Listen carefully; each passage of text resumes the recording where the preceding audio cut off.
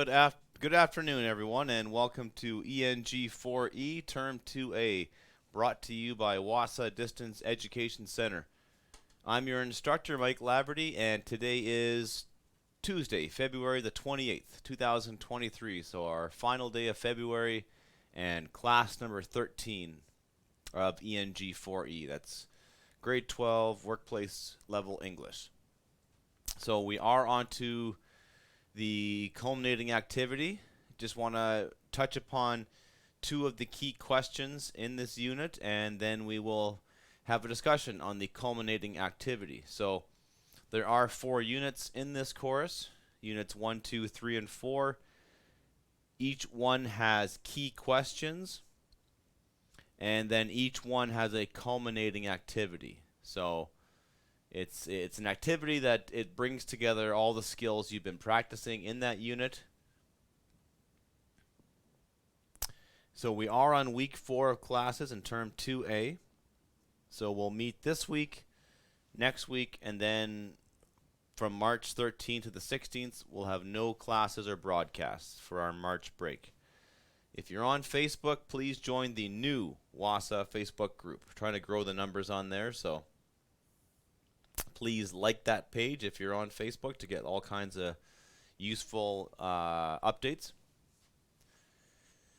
So we finished off Unit 1, weeks 1 and 2.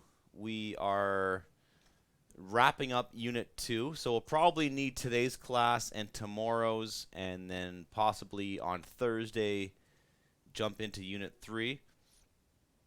So a little further ahead than schedule, or I may just have another class to discuss some of the events in the novel, that kind of thing. So yeah, so after this week, we'll be halfway done taking care of the units, and then we'll be on good pace to devote an entire week to preparing you for the final exam. So good to keep in mind as you plot your trajectory out, as you figure out your journey through this course, all the steps that are required to get there. So if you're listening on the radio, thanks for tuning in, and know that if you phone 1-807-737-4017 or our toll-free number 1-800-465-7144, you can phone in, ask questions, and participate in the discussion. So that's if you're listening on 91.9 FM or Bell ExpressVu channel 972. If you'd like to participate in the meeting a different way, you can go to zoom.us and type in the meeting ID, which is 417-6699-799. And of course, all of the classes are posted to my YouTube channel. So just look up Laverty Wasa on YouTube, and you'll find all of these courses.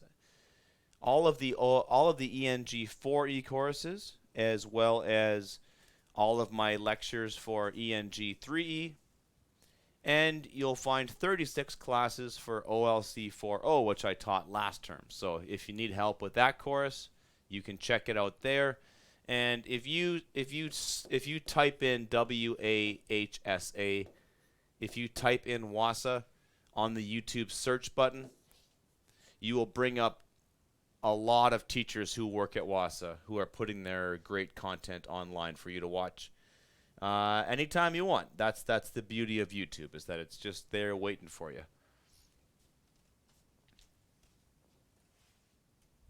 So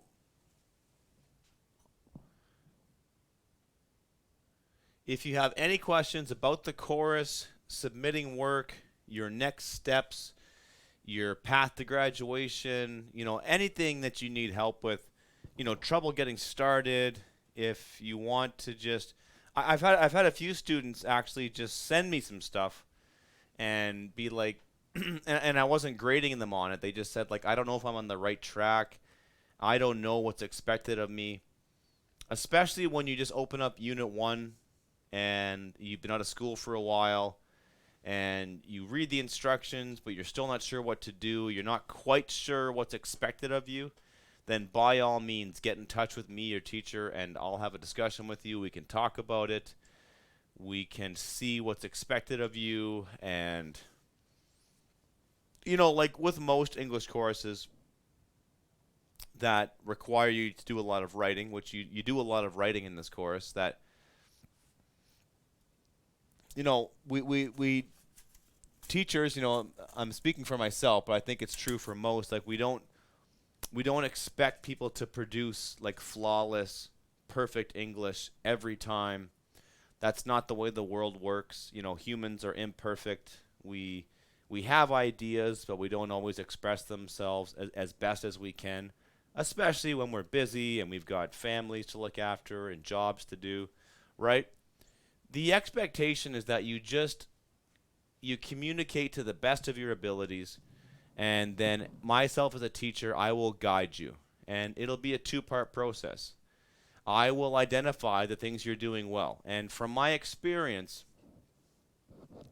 I often hear from students that, like, I have no skills, I can't write, but here you go. And then I always kind of come back to them and say, no, you've got plenty of writing skills. You've got a strong foundation to work on. You're doing these things good.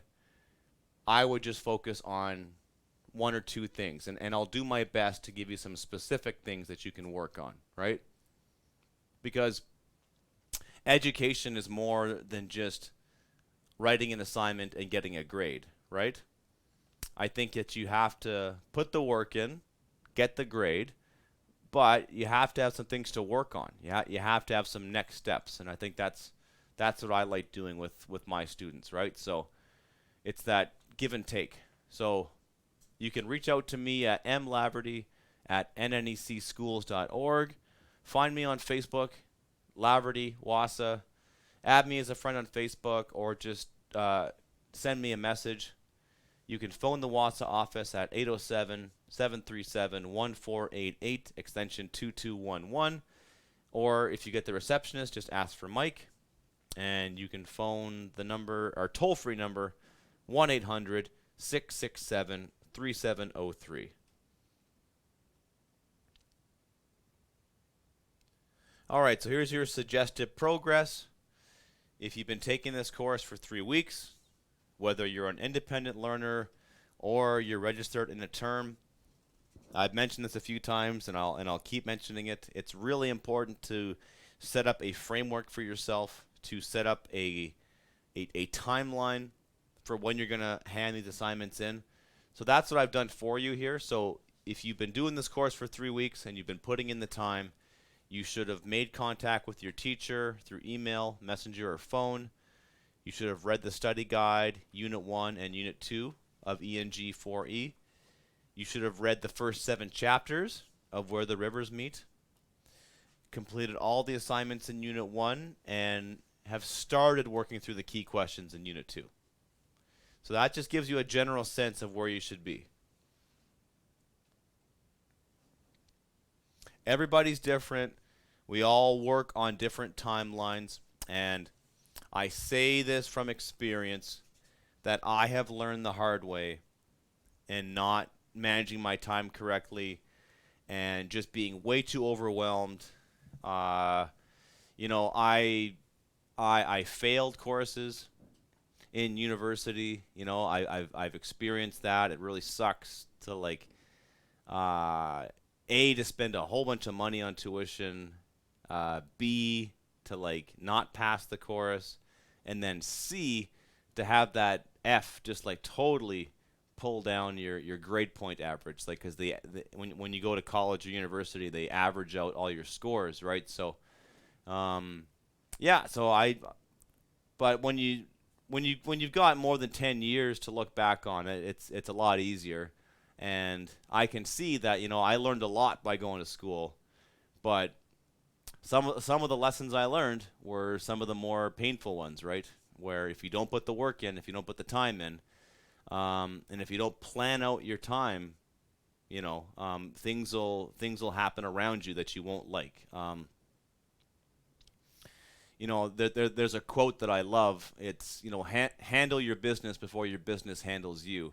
And I think it applies to pretty much every facet of life, right? So, um, you don't want to be too hard on yourself. And again, I realize that people have a lot going on and you're busy, but you've got to put in some kind of a framework, and you've got to keep yourself accountable in some way, because if you don't, then things are going to wind up very quickly out of your control, and you're going to have a huge pile of assignments to hand in, and you're going to rush through it, and you're not going to learn from it, and it's really going to limit how well you do in the course. It may jeopardize you passing the course, and you won't learn as much that way. So just a friendly reminder to manage your time and to plan out these activities. So today's lesson, we'll talk about words of the day. We will review key questions 28. That's in the company of wolves. It's an excerpt from a Farley Mowat novel. And we have discussed key questions 29. That's understanding a media work, where the rivers meet. And actually, no, that's not right. Understanding a media work is of your choice. So that's where you're deciding a TV show or a movie to write about. There is the culminating activity, reflections of a story, and that is about where the rivers meet. So your learning goals for today are to review the process of summarizing a text, review the process of creating a character sketch, and taking notes of the required elements of the culminating activity for Unit 2, reflections of a story. So we'll do this in two parts. Our discussion on the culminating activity. Part 1 today will just be introducing the activity, talking about all the required components, giving yourself an outline, a starting point, and then part 2 tomorrow we'll look at how you're actually going to write this thing and put it together. So your success criteria for today, you'll know you've been successful if you can complete key questions from Unit 2. That's key questions 28 and 29. And in addition to planning out the essential parts of your essay, brainstorm a list of topics or main ideas for your culminating activities, right? So you're going to do two things. You're going to take note of what's required to complete the culminating activity, and then you're also going to brainstorm some ways that you could approach that activity, right? Because as we'll see, there are required elements, there are things that you have to include, and then there's things that you can bring to the table, and you can bring your own ideas into it. And that's a good, useful lesson for a lot of things in life. There are many aspects of our life where certain things are required. They have to be done. There's no negotiating. They have to be done. But maybe the way they're done can be negotiated, and you can figure out your own personal way of doing it while still hitting all the major requirements. So we've got two Anishinaabe-Moan words up on the boards. We've got ma'ingan, which is a noun, which is, of course, a wolf. And maka'ade ma'ingan is a black wolf, right? So much like English and many languages across the world, you have a root. You have a root word, and then other parts of not parts of speech, but other parts of words are added to it, right? So the word for black, maka'ade, is added to ma'ingan, the word for wolf. They create a compound word, right? So they create a compound word, and compound words are usually combined with our friend the hyphen. So in English, we have an adjective, wolfish. So adjectives are describing words. They describe subjects. They describe nouns and pronouns. So if you describe somebody as wolfish, so again, we have the root word wolf in the English language. And then if we add the suffix to it, so remember, suffix is a word end.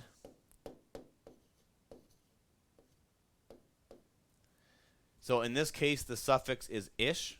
And people use this all the time. Like, it almost means like almost, like people use it to talk about the time. Like, we'll get started around 3-ish, which means like not right at 3, but around 3.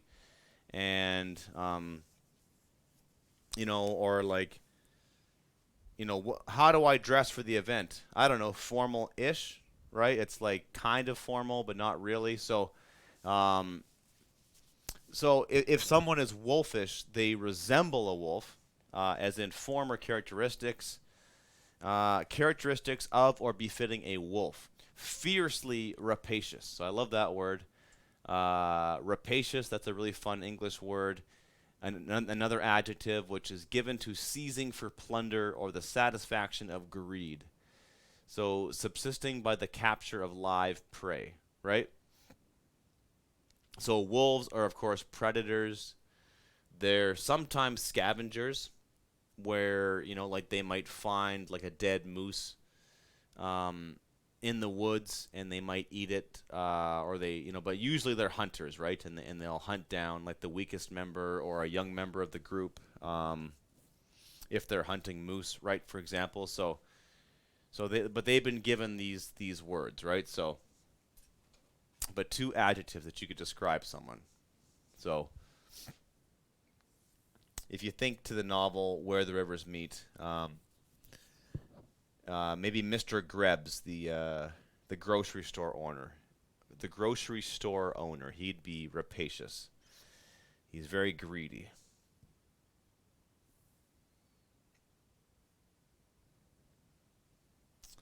All right, so Unit 2, key question 28. In the Company of Wolves, 25 marks. So you are to read an excerpt. An excerpt is a section or a piece. So when you read an excerpt of something, you are getting the short version of it. It's not a summary, so it's not like someone has condensed it and given you the short version. They've just taken a small piece of it and just given it to you, it'd be kind of like a movie trailer in a sense, right? Where it's sort of like it is the movie itself, but it's a really shortened version of it. But usually an excerpt is like a small piece, like from a novel. Sometimes newspapers and magazines will run an excerpt of a novel. They don't have the room to publish it, and the publisher wouldn't like it if they published the whole book. Or like an online thing, right? Like they might publish like a chapter of a book, so you can figure out what it's going to be like if you read the whole thing. But again, they don't want to publish the whole thing, because then the whole thing's just out there and there's no need to buy it. But so it's a short piece. And so this is an excerpt from the novel In the Company of Wolves by Farley Mowat.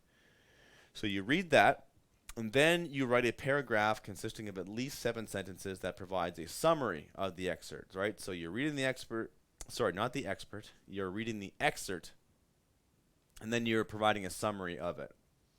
You will include the main idea and some supporting details. It will also be helpful to put the work in context. So who wrote it? When was it published, etc. So if you can figure that out, that's awesome too, right? So, it's an excerpt from the novel In the Company of Wolves by Farley Mowat, written in this, published by, that would be great. So just give it some context and then summarize what's in that piece, right? And so yesterday we were having a discussion about writing a summary and what steps we take when we write a summary. And so I would think about these questions, right? So question 1, what is it about? What's the main idea, right? And this is where you get it down to like 20 or less words, right? You're shortening the whole thing into 1 or 2 sentences, right? While holding on to as much meaning as possible. And then after you have done that, you can summarize, then you can summarize a few of the main points, the key points that back up and explain, describe the main idea. And so there's, and I would argue that the main idea and, the main idea is going to be,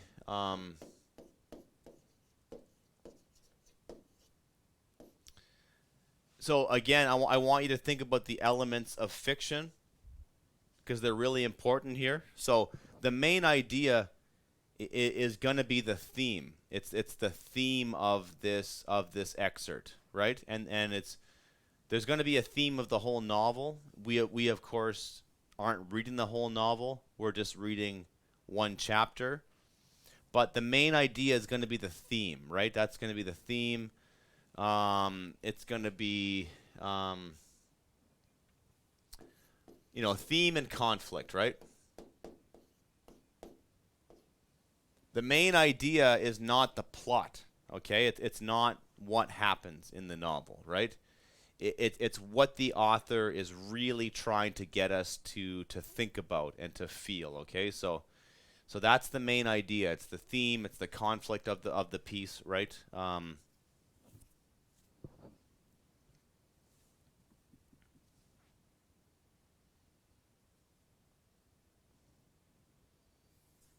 Okay, so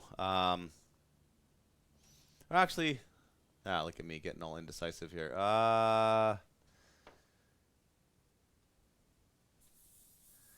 Sorry, dude. I'm gonna reverse on that. So the main idea is well,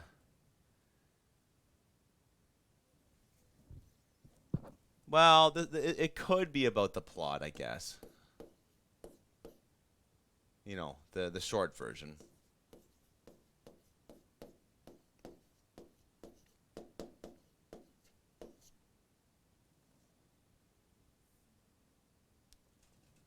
Yeah. Okay. And then why it was written, the purpose. And then here's where we're going to talk about conflict and theme, right? So this is the call this the deeper story. So just I'm going to cut out this.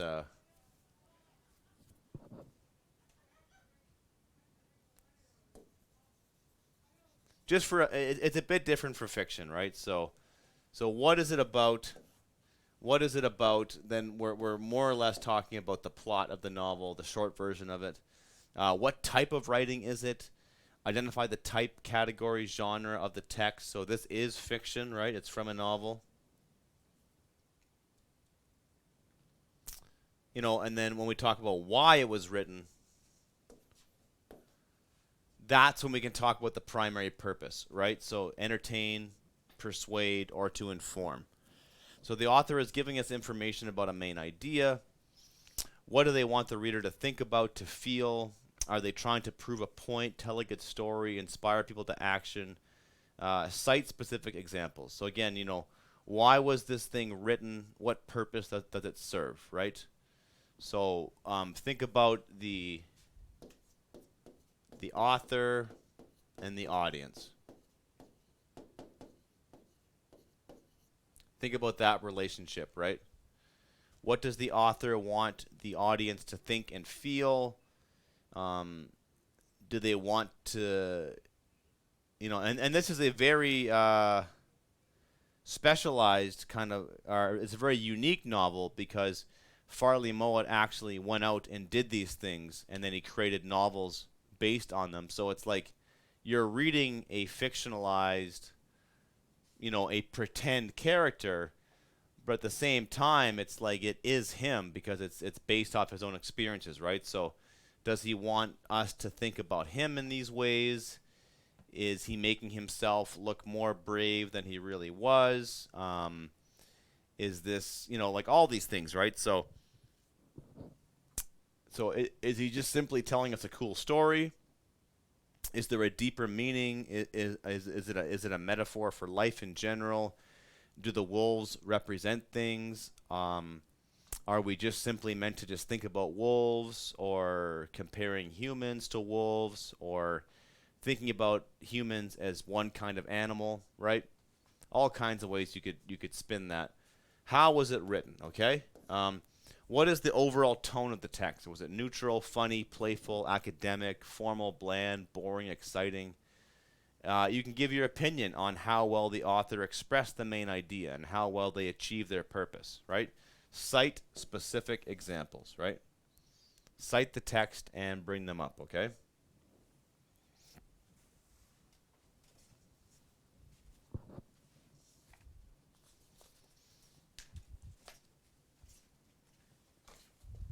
Just spend a few minutes on this. We don't have too much time, but I wanted to read a bit of this, right? So this is the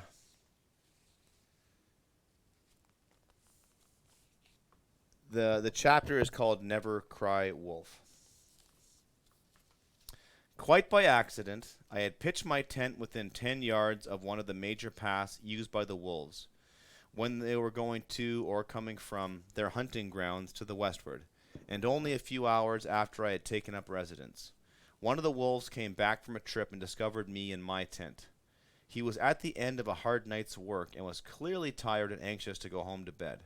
He came over a small rise 50 yards from me with his head down, his eyes half closed, and a preoccupied air about him. Far from being the preternaturally alert and suspicious beast of fiction, this wolf was so self-engrossed that he came straight on to within 15 yards of me, and might have gone right past the tent without seeking it at all, had I not banged my elbow against the tea kettle, making a resounding clank. The wolf's head came up and his eyes opened wide, but he did not stop or falter in his pace. One brief sidelong glance was all he vouchsafed to me as he continued on his way. So, if you go through the text, we have bolded some of the words that you may not be familiar with. They're the more unusual words. So, preternaturally means unusually, extraordinarily. To be self-engrossed means to be really into yourself, right? Preoccupied, captivated with yourself. And vouchsafed is given to or provided, right? So if you don't know what any of those words mean, you can flip to page 19. And if there's any other words you don't recognize from that excerpt, you can, of course, look them up on dictionary.com or in a actual dictionary. So if we look through this article as a whole, it is fiction. It's written like a fiction. It's written like it's a novel. It is, but it could also be a nonfiction piece. If someone told me this was a true story, it definitely reads like a true story. He writes like a scientist. He uses very precise language. He tells you how far away the wolf is from him, what the wolf is looking like. So it's very detailed. It reads like somebody's lab notes or like their organizations, right? So it's very scientific. It's sort of like a zoologist or, someone who's studying wolves and checking out their behavior and trying to figure out what they're like. And I think towards the end, there's kind of a funny scene where he starts to mark his own territory and he starts to pee in the snow and as an experiment just to see what the wolves will do to react. So I think there's a real clue into like the deeper theme of this novel, and especially of this excerpt, where I think that he's trying to make the reader make connections between humans and wolves, and to see how similar they are, and to see their behaviors, and to see how they act. maybe talking about cliches and stereotypes. And, I think that people have all these ideas about wolves and what wolves are like, and what they do. There's the idea of the lone wolf and the misconception that wolves are solitary creatures and they live alone. But in reality, they're pack creatures and they live in groups, and they use each other for support, and the territory of the group is very, very much defined, and they know where their territory is, and they know where it begins and it ends, and it's very clear to them. They're very intelligent creatures. They're very expressive. I've read lots of research about dogs, and how dogs came from wolves. And dogs, like the modern dog, of course, comes from the wolf, but dogs have like a really advanced ability to look at humans and to understand human emotion and to understand what you're feeling, what you're thinking. They're just really in tune with human emotions, and they go off a lot of cues, right? They go off your sweat, your body language. They don't understand your words as much, but they really understand your body language and how you act, and so yeah, that's what I would argue, that he's sort of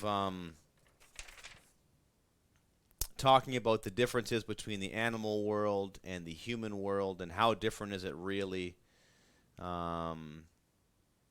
Yeah, and it's about adventure and being out in the woods, and so there's a lot of different angles you could go on with this summary, right? So you're pretty much just saying, like, you're providing a summary of what happened you're providing a summary of what happened in this excerpt, but then going into some deeper things, right? Like the theme and the conflict, and what's the deeper story here? What is Farley Mowat really trying to teach us here?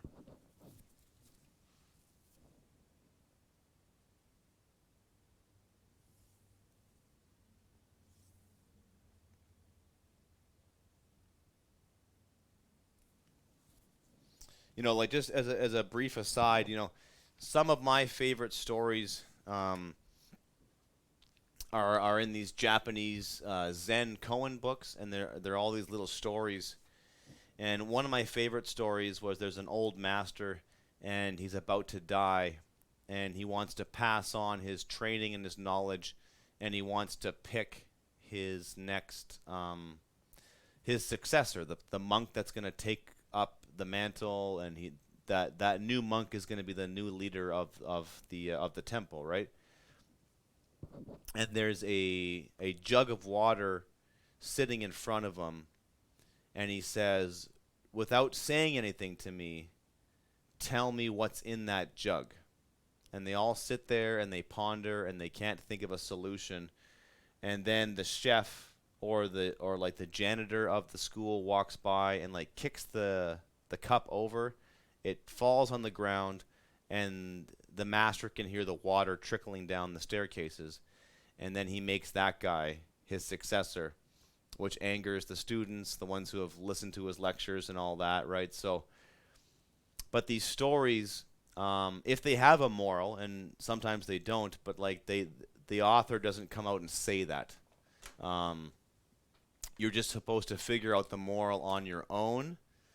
And then sometimes there's like no moral. It's just you're just supposed to hear the story, and it's supposed to just kind of clear your mind and just make you think of like nothing, and just sort of like reset your learning, and to always be kind of like listening and looking out in the world and not thinking like you got everything figured out, like keeping an open mind and just listening. All right, so Unit 2, key question 29. Understanding a media work, 20 marks. So it's a two-part assignment. Part A, writing a character sketch, 10 marks. Part B, summary of the show or movie, 10 marks. So for Part A, you choose a character from one of your favorite TV shows or movies. Your character sketch will be a paragraph consisting of at least 7 sentences. Final copy only. Summary of the show or movie. You are to write a brief summary of the show or movie you choose in approximately a half a page of writing. So, two-step process. So the first step is you write your character sketch. So a character sketch is a tool, and we talked about this yesterday. So it tells you, you know, how and why the character acts, and then how they resolve the conflict of the story.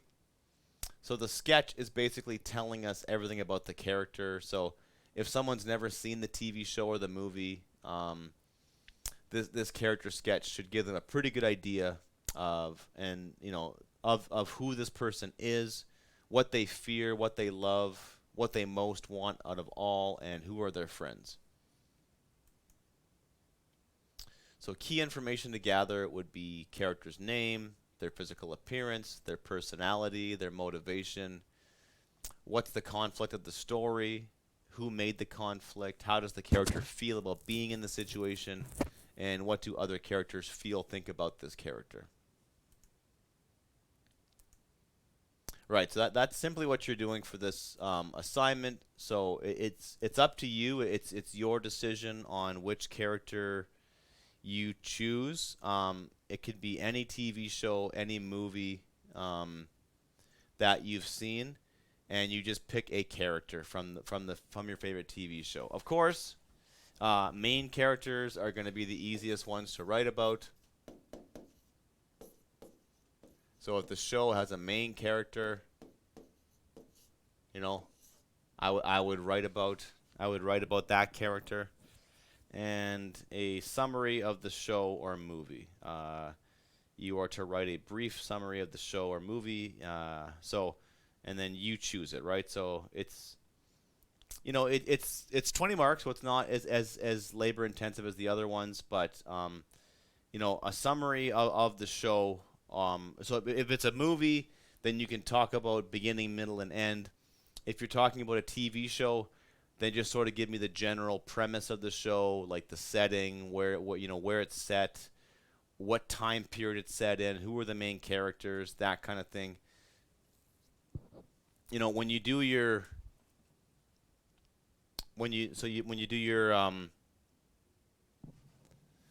part A is going to be your character sketch.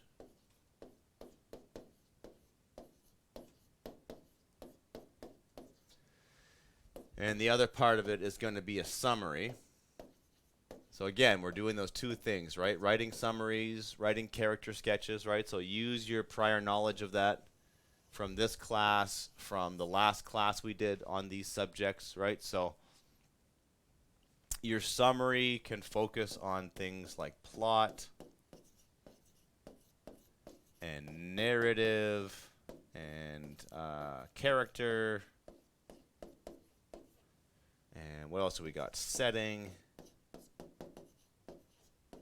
conflict, and theme. So if you can identify these things, like who are the characters, what's the narrative, what's the plot, what's the setting, what's the conflict, that'll help you provide a summary of the show, right? Or the movie that you choose.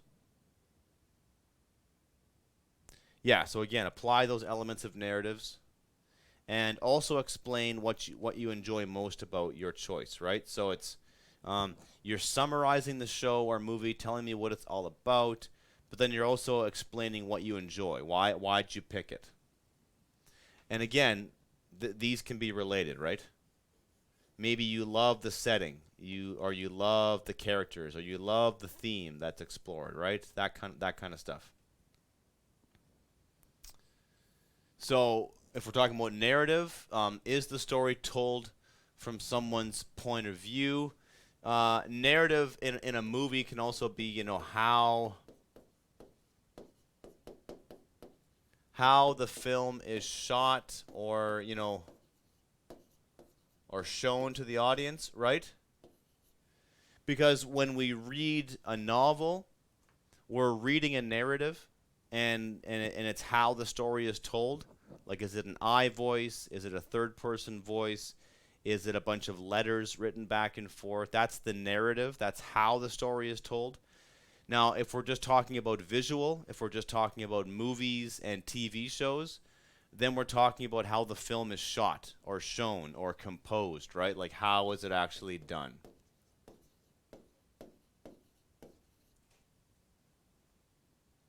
The characters, who are the main characters?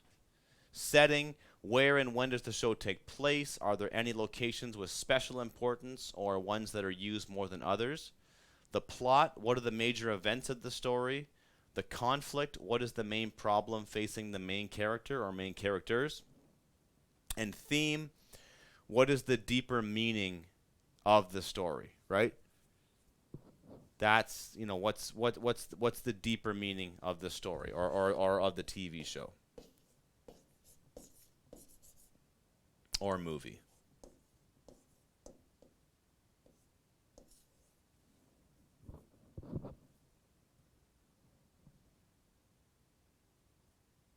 All right, only got about 7 minutes here, but that's enough to get us into the culminating activity. So the culminating activity is reflections of a story. So based on your knowledge and understanding of the narrative, characters, setting, conflict, plot, and theme of the novel, Where the Rivers Meet, and through your reading of the novel and along with some completed written work and class discussions, you will develop an essay in which you will express your thoughts and feelings, right? So you're reflecting upon this story, Where the Rivers Meet. And again, I'm focusing on those elements of narrative, characters, setting, conflict, plot, and theme. You will comment on the main characters, such as Nancy, George, Mrs. Schmidt, etc. You will share a little about who they are, how they relate to one another, and their role in the story. As for the plot of the novel, you will provide a summary of what happens in the book from beginning to end. Only include what you consider to be the most significant moments in the story, right? So you're doing another summary of the plot, but it's only what you think is the most important. You can't talk about the whole novel. There's way too many events, but just get it down to the essential ones. With regards to theme, you will comment on the purpose for or main idea of the story. In addition to describing the characters, summarizing the plot, and identifying theme, you will share an opinion about the novel. Was it worthwhile for you to read this book for interest's sake? Why or why not? Would you recommend it to others? So basically, if you weren't forced to read it for a class, would you have still read it? Would you have still enjoyed it? And then even if you were kind of forced or compelled to read it, did you actually enjoy that experience looking back on it, right? So basically, did you like the book and why? And if you didn't like it, then explain why you didn't like it, right? That's liking the book is not a requirement for passing this class. Reading it is, and offering your opinion is, but if you didn't like it, you didn't like it, but you still have to explain why that is so. So the whole thing is going to be at least 3 pages if you write by hand, or 1 page if you do a computer print off. So that's a 12-point font, single-spaced. And keynote here, your rough draft needs to show evidence of revising and editing, right? So if you want to get full marks on your rough copy, you need to demonstrate how you created a rough copy, how you put down an earlier version, and how you changed that version and made notes on the page, and how that rough copy guided the creation of a final copy. So you can sometimes so you might get, like, say 15 marks out of 25. Just roughly speaking, right? If your rough copy is like not really completed, the whole thing's not there, and you don't have much revision, and a 25 out of 25 draft or rough copy is going to have a fully like expressed idea for a paper. Well, not fully expressed idea, but like the outline for the essay is there. I can see all the components, and it's marked up, it's revised, and I can see how it created the final copy, right? So And that's a really important point to bring up. So the rough copy can really guide your writing and can kind of it can sometimes you go in a different direction. Sometimes your final copy is very close to your rough copy, and it's just the spelling is cleaned up, and you've just reworded things and reorganized it a little bit. But sometimes the final copy is quite different from the draft copy, and that's okay too.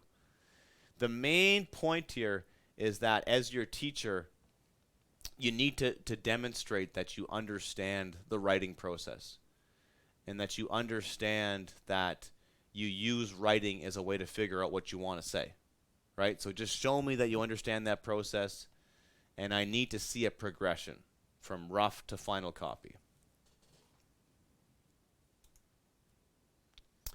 These are the criteria that I will use to grade your paper. So the content of it, what you actually wrote, your sentence and paragraph structure, your spelling, your use of the various parts of speech, your use of punctuation, supporting details, and the length of the essay.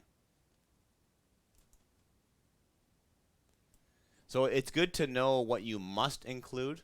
So you must include a discussion of plot. So you will describe what happens in the novel from beginning to end, and you will comment on what you consider to be the most important events. You must include a description of the characters, so comment on the main characters by telling me a little bit about who they are, how they relate to one another, and their role in the story. You can choose 2 to 3 and focus on them. There's a lot of characters in this book. Stick to the main ones. Stick to Barry, Nancy, Mrs. Smith. Stick to those main characters. And then you'll share an opinion about the novel. So you have to do all 3. Talk about the plot, talk about the characters, and give your opinion. And just we'll end on this point today. So you need to find a topic or a main idea that's going to connect all your thoughts together. And I've given you 4 ways you could approach this, right? These are just like ideas.